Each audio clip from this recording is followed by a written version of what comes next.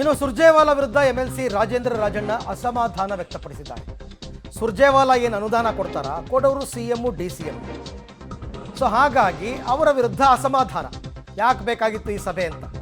ಸುರ್ಜೇವಾಲಾ ಅಹವಾಲು ಸ್ವೀಕರಿಸುತ್ತಿದ್ದಾರೆ ಅಷ್ಟೇ ಅಂತ ಎಂಎಲ್ಸಿ ರಾಜೇಂದ್ರ ರಾಜಣ್ಣ ಹೇಳಿರೋದು. ಅಸಮಾಧಾನ, ಇಂಡೈರೆಕ್ಟ್ ಆಗಿ ಅಸಮಾಧಾನ ತೋಡ್ಕೊಂಡಿದ್ದಾರೆ.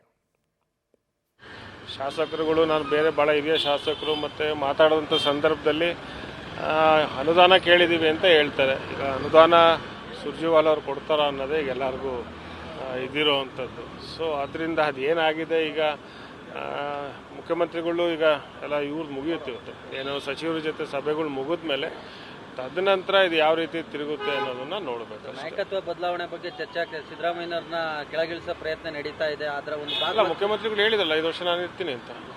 ಅದಕ್ಕೋಸ್ಕರ ಅಭಿಪ್ರಾಯ ಸಂಗ್ರಹ ಮಾಡ್ತಾರೆ. ಈಗ ಅಭಿಪ್ರಾಯ ಮಾಡುವಂಥದ್ದು ಅದು ಸುರ್ಜೇವಾಲಾ ಅವರಿಗೆ ಸಂಬಂಧಪಟ್ಟಿರುವಂಥದ್ದು. ಈಗ ನಾನು ಅಷ್ಟೊಂದೆಲ್ಲ ಹೆಚ್ಚು ಮಾತಾಡೋದಕ್ಕೆ ಹೋಗೋದಿಲ್ಲ.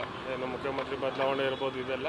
ಆದರೆ ಇವತ್ತು 5 ವರ್ಷ ನಾನು ಇರ್ತೀನಿ ಅಂತ ಹೇಳಿದರೆ, ಆ ಥರ ಏನಾದರೂ AICC ಅವರು ಬದಲಾವಣೆ ಮಾಡಬೇಕು ಅಂತ ಹೇಳಿದ್ರೆ ಅದು ಪಕ್ಷದ ತೀರ್ಮಾನ. ಈಗ ಅವರು ವಿದೇಶ ಪ್ರವಾಸಕ್ಕೆ ಹೋಗಿರೋವಂಥದ್ದು ಅದು ರೈಟ್. ರಾಜೇಂದ್ರ ರಾಜಣ್ಣ ಅವರು ಅಷ್ಟೇ ಇವಾಗ ಅವ್ರು ಹೇಳ್ತಾ ಇರ್ತಕ್ಕಂಥದ್ದು ಏನು ಈ ಸಭೆಯಿಂದ ಏನು ಪ್ರಯೋಜನ ಅನ್ನೋ ಧಾಟಿನಲ್ಲಿ ಮಾತನಾಡಿದ್ದಾರೆ. ಅವರೇನು ಅನುದಾನ ಕೊಡ್ತಾರಾ, ಅನುದಾನ ಅವ್ರ ಹತ್ರ ಯಾಕೆ ಕೇಳಬೇಕು ಅಂತ.